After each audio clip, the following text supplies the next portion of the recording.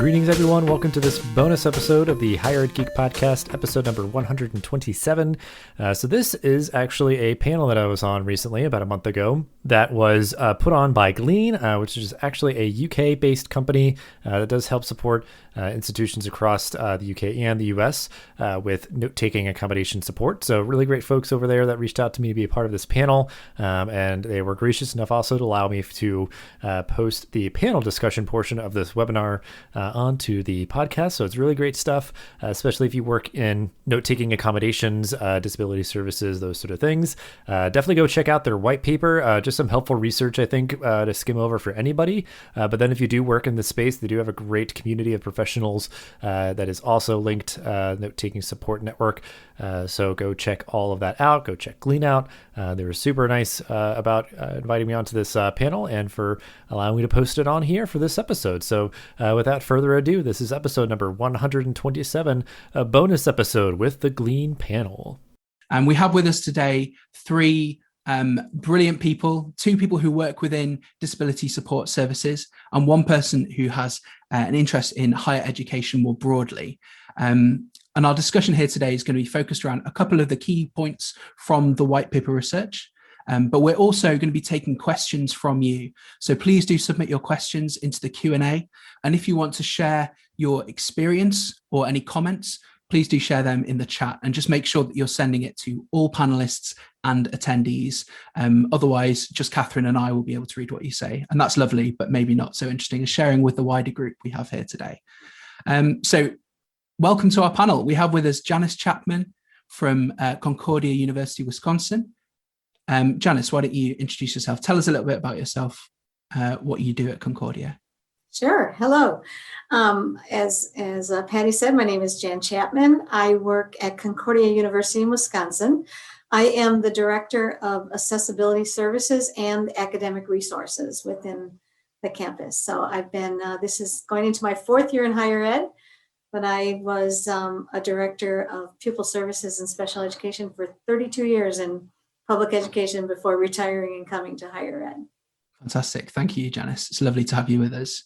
And we also have Sarah O'Shea from Georgia Tech. Why don't you come on and introduce yourself, Sarah?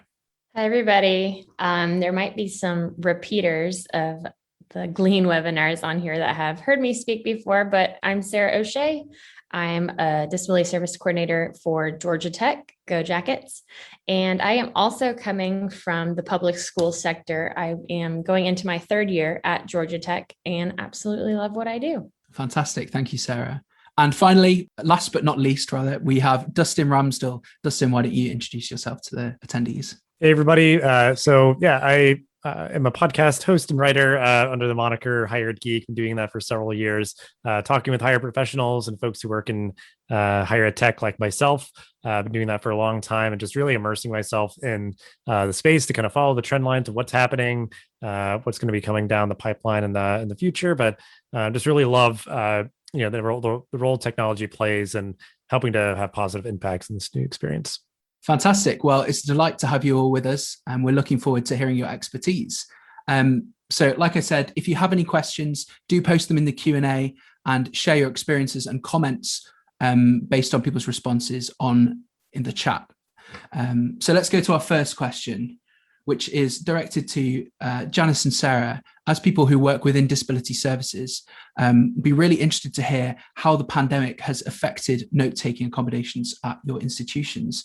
And I guess it'd be lovely to have a bit of context, maybe think back to February 2020. What were you doing for note-taking support at that point? And how did that change or not change during the pandemic? Janice, maybe we can come to you first. So at Concordia, we were already fully on board and integrated. We changed over from Sonocent to Glean.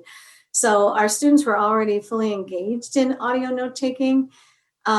When the pandemic hit, we just transitioning them to online. It was awesome that when Glean added the ability to kind of differentiate from the face-to-face, because they were, we have been asynchronous. So the ability for them to go in and differentiate when they were recording from face-to-face to online and interaction with each other online. That was great. We had different students that shared tips during that time with each other about the different students that were using Sonocent and Glean. So they would tell them, like, you can run Glean in the background and still take paper notes, and then go in and add those notes in later.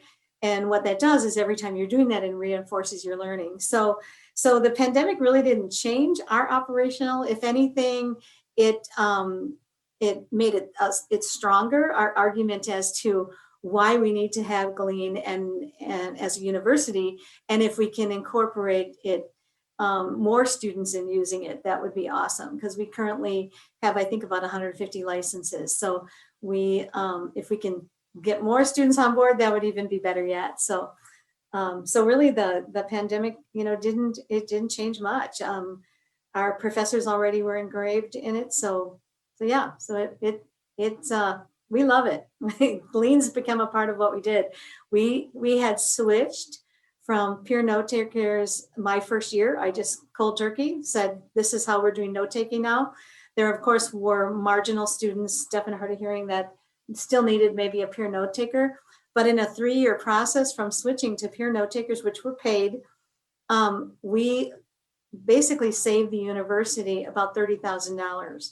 So it was cheaper to go and yet more effective for us to switch to Glean. So that's why I said moving in, it was we were already on board. So the pandemic just reinforced what a great tool and piece of assistive technology it was.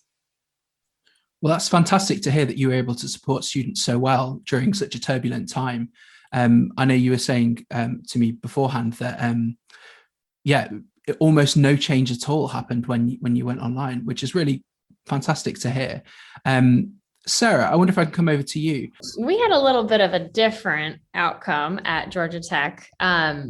So pre-pandemic, let's talk February, we were granting audio note taker, Sonocent, and Glean if a student requested to have a note-taking accommodation.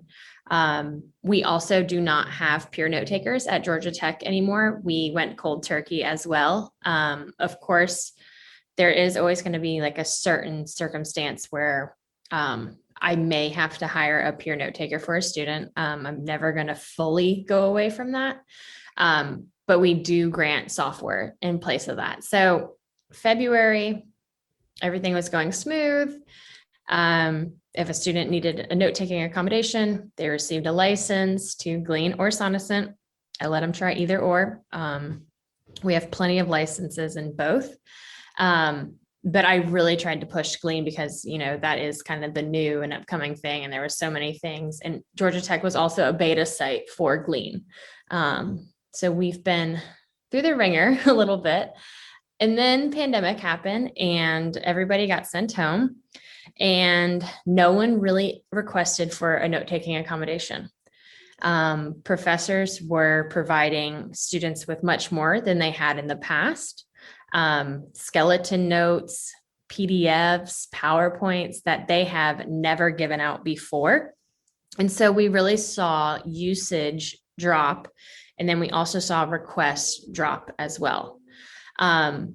For those students who did ask about note-taking and if a professor was not providing, we did explain how you can record class on Glean and it will screen record the entire lecture and you can record what the professor is saying as well as type your notes out. A lot of times the student would come back and say, oh, well, they already record lecture. I'll just rewatch lecture. So we did have a little bit of a change pandemic wise. And I think since we're going to be 100% back in the fall, and they actually sent out the email yesterday saying everybody's back on campus July 1, faculty and staff wise, I think we're going to have to do some sort of revamp and refresh on Glean and the note-taking accommodation just with our students. So that was kind of our timeline over the pandemic with note-taking. That's really interesting. Thanks for sharing, Sarah. It strikes me as slightly interesting that with requests for note-taking dropping over the pandemic, because the need to take notes and the importance of taking notes, I think, is like didn't change. So it's interesting to hear that students decided that with extra stuff being offered from professors, it's great to hear that was useful for the students. Absolutely.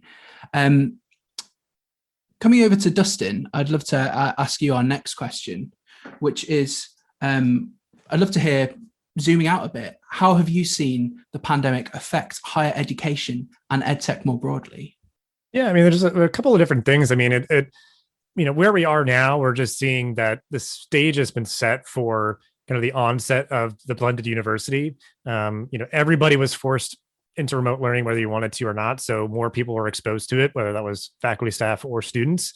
So there's still quite a bit of kind of residue of, some bias towards online learning that it was somehow less than for a lot of people that hadn't, again, any of those kind of stakeholders, people hadn't really been exposed to it. So we're just going to see much more of a prevalence of, students taking some classes online, some in person, faculty teaching some online, some in person. I'm even seeing for some campus professionals that positions are being posted where they're open to remote candidates, which I've not ever really seen for traditional on-ground institutions to just say like, you can, be wherever you are and work. They obviously have seen that that's possible to be done and the work can still be accomplished. So that's a big thing. So it's just kind of adjusting and kind of expecting that fluidity and what the student's experience is going to be and what they're looking for. They need more of that on-demand self-service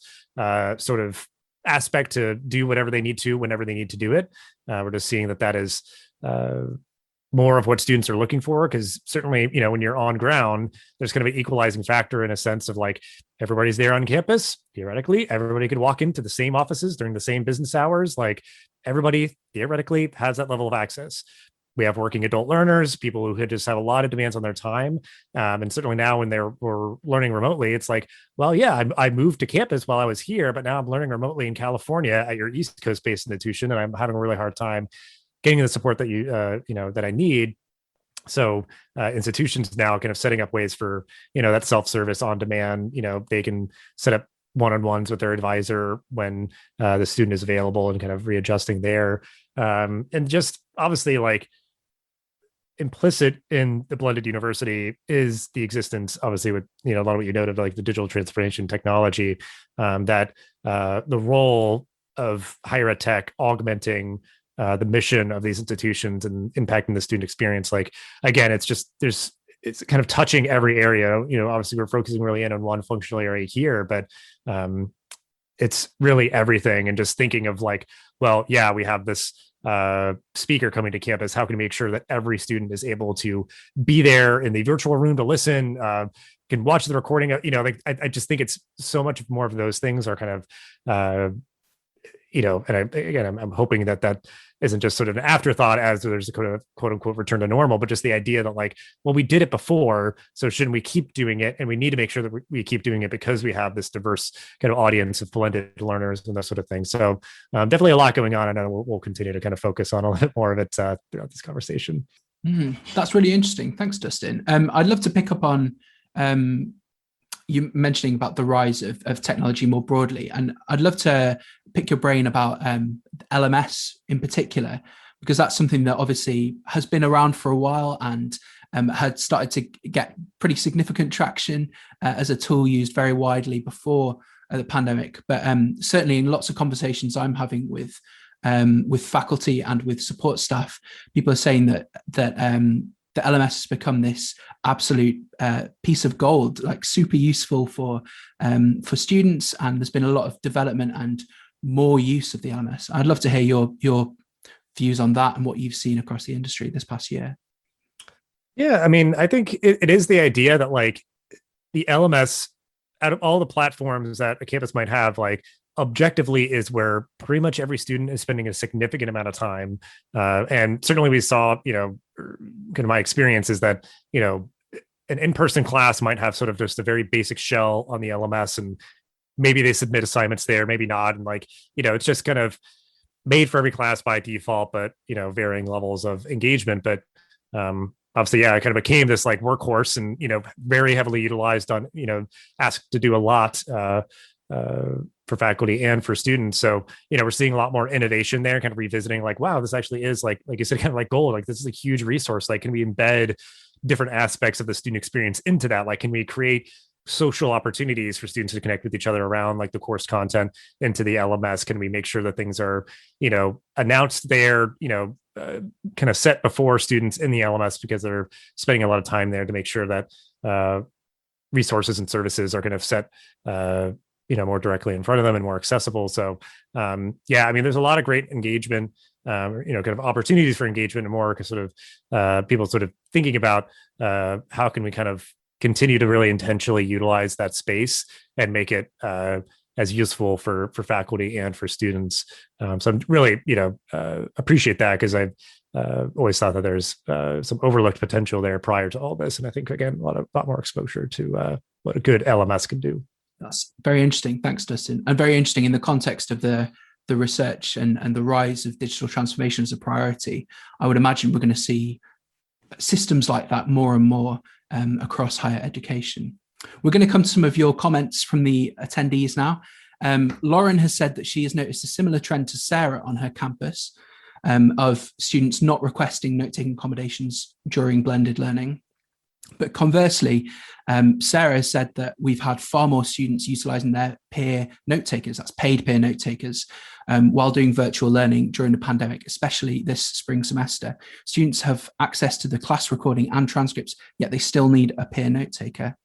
And John has shared that if classes were asynchronous, students simply paused and rewatched the lecture. So the accommodation was almost built in for those people. And we've had a question from Spencer, and something that also Mindy and Barbara have commented and asked about, which is whether there are any suggestions for how you can support students to make the switch from peer note takers to technology, especially Glean. And Janice, I know this is something that you have experience in. When you joined Concordia University, Wisconsin, peer note taking was about, and you spotted an opportunity for technology to sort of take the place of the peer note taker. I'd be really interested to hear what led you to that decision to move away from peer note takers, and maybe some suggestions you might have to the audience about how to make that switch, and a bit about your experience of that. Sure. So when I came to Concordia, we had hired paid note takers. They received $75, whether they ended up like dropping the class, we sometimes didn't know. I would see copies of the notes that came in from our peer note takers, because they would bring them into our office area, make a copy of them, and then put them in folders for students to come and pick up later on. Some of the notes were beautifully typed.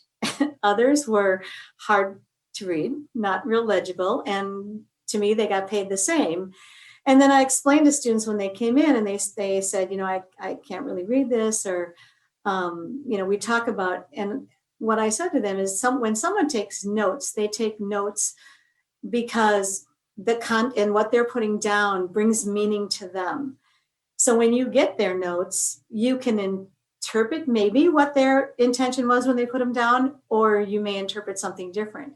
So we talked about how, and individually, I would do this with students as we talked about their note taking.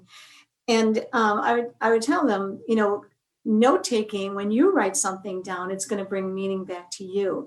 Plus, it keeps them highly engaged in the classes, what's going on. So we actually held we kind of held like a user group. Everyone who was using note taking, we invited them to come and we kind of walked them through how Glean worked. It was Sonocent at the time, how it works, how, they can, bring in some of their information that the professors place on Blackboard. They also may have some notes that the professors or outlines that they can add in there and already set up. So we kind of showed them, and then there were other students that kind of then would dive right into it. And we told them to take it now and play around with it. Watch your favorite TV show, practice taking notes with it, come back with any questions. So then they came back and we talked about what are those things that they encountered and what are the questions. The best thing is being able to show them and engage them. So it was like kind of a show and go type of thing versus, just having somebody else do the work for you or having them try to figure out themselves how to use it. So that was kind of the best way that we were able to introduce students to the audio note taking, really by showing them the benefits and the kind of the development of their own advocacy and self-determination skills in doing that. So we just then shut off peer note takers. We said, this is where we're going to place our university funds now into these systems, and maybe had one or two students that were in their last year that used smart pens that wanted to continue using the smart pen. But otherwise, we had really no students that kind of bucked the system. They became fully engaged. They continued to share tips. They would often get together. We had a little user group, and they would get together and share tips of how they use Glean, different things that as they explored the system that I didn't know. So it was kind of, fun to hear that. And when we made the switch then from Sonocent to Glean, some of those same users were able to say, oh, here, you should see what this does now. They loved the new format where the PowerPoints and the PDFs and things were right on the front, and then the audio was on the side. So really, once we introduced the students, they kind of sold it to each other. And now it's just been kind of, this is what we do. Plus, students coming in to higher ed from K-12, having worked in K-12, there's a lot of assistive technology, a lot of technology that they're currently using, whether, it's, clickers for answers, so they're used to using technology. So just those introductions to what kinds of assistive technology we have here, at Concordia was, they loved it. Let's go with it and use it. Very interesting. Thanks for sharing, Janice. It's really remarkable to hear how you just cut off peer note takers and the students, bar a couple who need it for their finals and stuff. The students just adapted, they got used to it, and they upped their study skills. I know that, Sarah, that's something that we talked about before, about how peer note taking doesn't encourage independent learning. It doesn't teach the skill of note taking. I wonder if you could share a little bit of your experience on that. Yeah. So at Georgia Tech, I'm watching the chat pretty closely right now. I'm loving all this conversation. Like, y'all are feeding me right now. I lived and breathed and lived in note takers for a solid year. And now I feel like I'm finally on top of it. So honestly, at Georgia Tech, we had to take a step back and look at our data and look and see how many students were utilizing the note taking. And when I say note taking accommodation, I'm talking about a peer note taker. So a paid student worker. We're a little bit different. We paid, I can't even remember how much we paid them now, but I think it was like $9 an hour, which isn't a ton, but if you're not taking notes and you're still clocking your time, and I'm not vigilant on your notes that you're uploading. And we also have AIM. I see a lot of people talking about AIM. We're an AIM institution also. But in regards to taking notes, we had to take a step back and see, is this just giving students a crutch, or are they getting by because they've had this since high school and now they're in the university setting and they just automatically think that they need this? What are we really helping them by providing someone else's notes? Especially in the technical and STEM world, there's very specific things that you write down in formulas, and, someone who comes from a really high achieving private school comes to Georgia Tech, and then someone who comes from, I'm not bashing public schools, but I'm from the public school system. From a public school, they could have a complete different level of knowledge on something, say computer science. So we really had to think about, is that student who went to the private school providing the best notes for the student who went to the public school, or is there holes? Is it Swiss cheese notes where the student from public school is wondering, why didn't they write down this formula? This formula is on the quiz and I don't see it in my notes anywhere. So we actually partnered up with our Student Success Center also, and they had already launched a note-taking class series, and it turned into a webinar. So we partnered with them, and any student that was saying they were having trouble taking notes, we would then kind of escort them over to that service. And teaching them how to take good, effective notes is a lifelong skill that they're going to need moving forward into their job and future endeavors. So we were really looking at it as a holistic approach of note taking. Absolutely. And it was really expensive for pure note takers for us. Like I heard Janice say that number and I was like, oh, I wish I had that number. Gosh, yeah. Well, that's really interesting to hear. Thank you, Sarah, for sharing. We're going to move along. I'm a little bit aware of time, so I want to make sure we get through all of our questions. And my next question is about universal design for learning.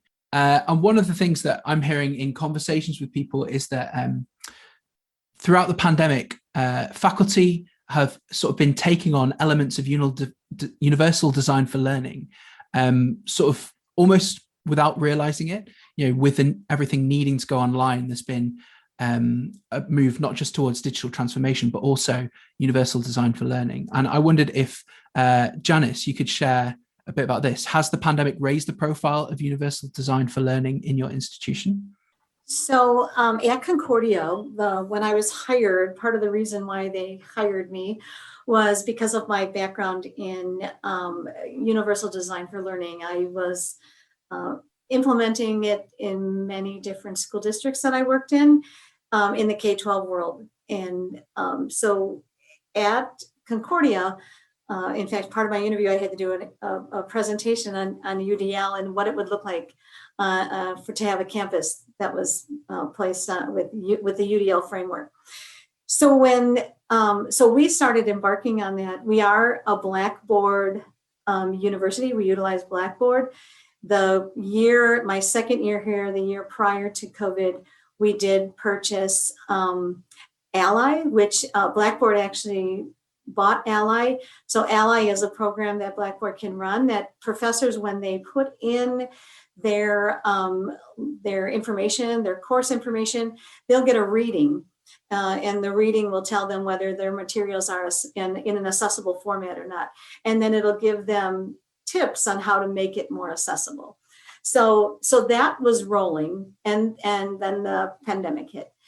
And when the pandemic hit, we had to transition, like it felt like overnight, but we had to transition to the remote learning opportunities. So all of our professors were putting their class notes, they were recording lectures. All the information was required it was required of them to put into Blackboard so students would have that access. And we kind of knew that it was going to come. So just, at the beginning of the term, they were starting to kind of work in that format. So what the pandemic did, it really, more of our instructors had kind of embraced that, out of it, that UDL framework, that if I make all of my information and if I have it in Blackboard and then I have it accessible, I then don't have to go back and make these, special requests or special accommodations as they come in, because I'm already having my information accessible to those that require it through self-disclosure of disability, or those that just may need to access it. So although it was a mindset change for some of our older professors, I'll say, who are scholars, and then feeling that they're sharing a bit of their scholarliness, I guess, and putting it out there for others was sometimes difficult. However, I think they understood then the benefit of it, of how, just even a student who maybe has an undisclosed disability has an opportunity to get that information and put it up, into a system, re-listen to lectures. So in relation to the pandemic, I think it's in UDL, I think it's really fostered the idea of a UDL framework and has kind of raised that up, especially on our campus. I also think that, and I think Sarah had shared this a little bit, I think that the use of any kind of technology on campuses is just going to keep growing. And for me, I look at things like Glean as again one of those tools that I'll share with them. Like if our university can't afford for both of us to go to a conference, I can go to one conference and I can record that over Glean and then come back and share that with many of my colleagues back here. So the fiscal bang we get out of that is really enhanced. And so I'll share with students that I even use it when I go to conferences. This is a tool that you'll be able to take into your professional life. Many of these assistive technology tools you'll be able to take into your professional life when you leave here. So by utilizing them now and developing, the concept of how you use them and how you implement them is just one of those, I think, like Sarah said, one of those lifetime skills that you want to be able to take with you and use the opportunity here when you're in higher ed to learn, so that it becomes habit and part of what you do when you are out there in the professional world. Yeah, absolutely. And that's very much part of our philosophy here at Glean. It's not just about providing the note-taking accommodation. It's about learning and using the note-taking as a skill that you take beyond university, you take beyond college. Well, the research that Catherine presented earlier was all about the future of note-taking accommodations and how the pandemic had affected it. And the research showed that we believe the market's moving towards a technology-first strategy.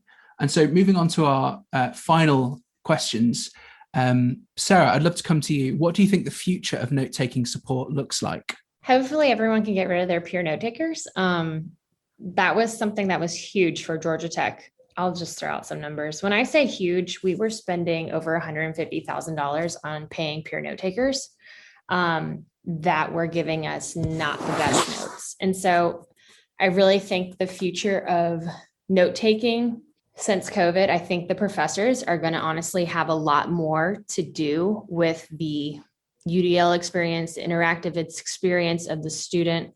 I honestly feel like they're going to give much more than they would in the past. And then I also think that, softwares are just getting better and better. Not only Glean, but like Microsoft is getting better.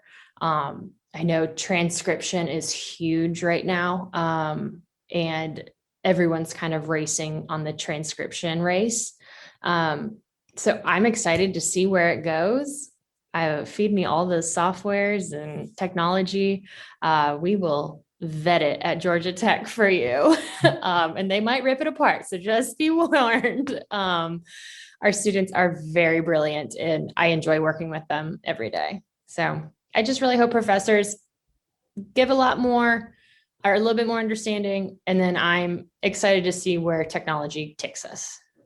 That's really interesting to hear from your experiences of a technological university and your the fact that you're already on board with getting rid of peer notes. It sounds like like I did say though, beware, they will they'll pick it apart. Absolutely, wouldn't have it any other way. Again, it's something interesting that conversations I've had with people talking about how students are so used to tech already that they're coming to university and that's what they're expecting, not the peer note taker. They're expecting isn't there some software that can help me do this?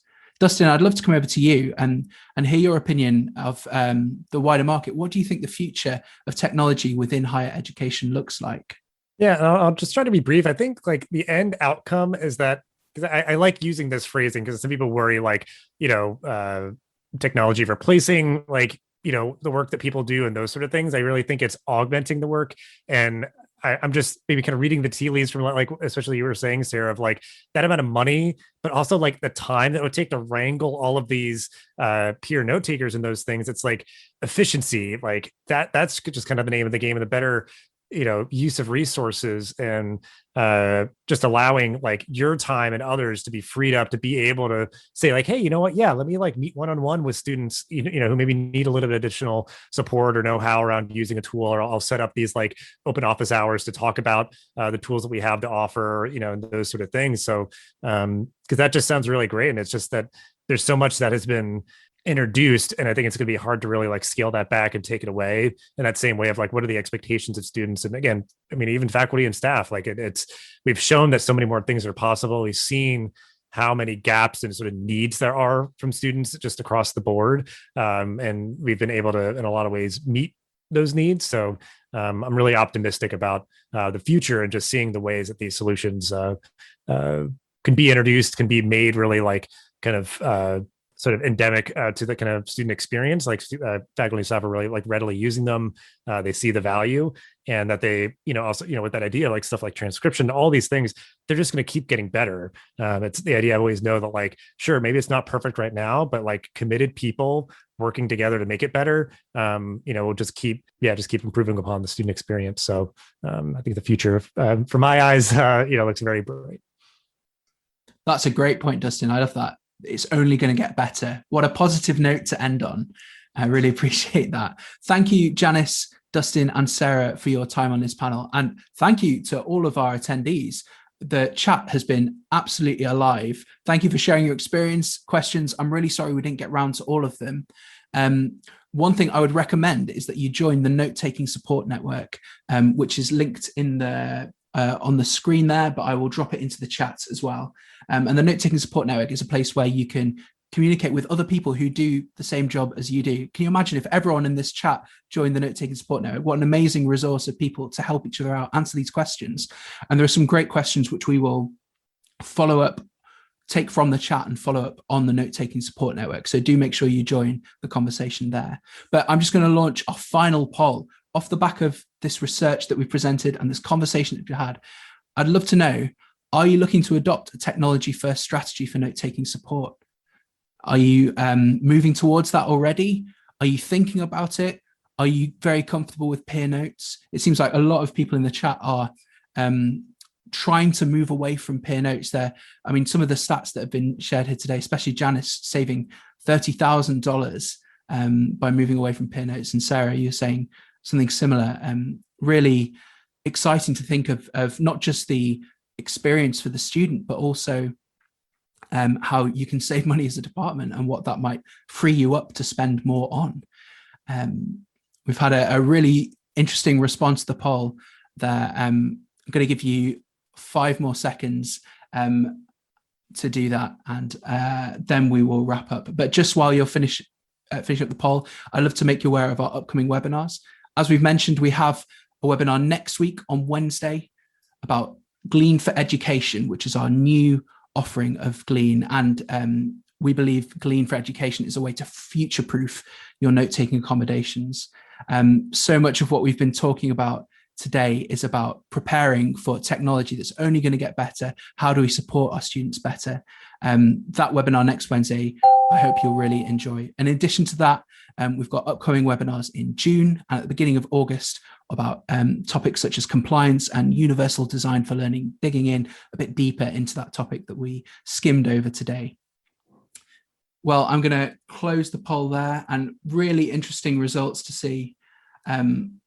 We have a lot of people who are interested in moving towards a technology-first approach and moving away from peer notes. And we hope that for those of you who this discussion has given a lot of thought to, do make sure you book in to attend this next webinar, learn more about what we at Glean are doing to help support you in moving towards a tech-first strategy.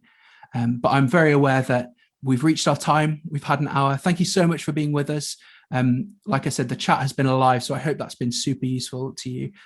All that remains for me to say is thank you to Janice, thank you to Dustin, thank you to Sarah for sharing your expertise, and we'll see you all on a Glean webinar very soon.